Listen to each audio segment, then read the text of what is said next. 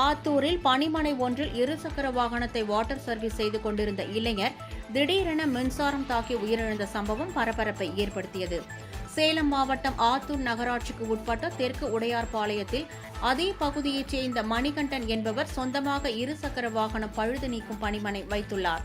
இவரது பணிமனைக்கு அருகே இருசக்கர வாகனங்களுக்கு வாட்டர் சர்வீஸும் செய்து வந்துள்ளார். இந்த பணியை ஜோதி நகர் பகுதியைச் சேர்ந்த சிங்காரம் மகன் தமிழரசன் என்பவர் மேற்கொண்டு வந்தார்.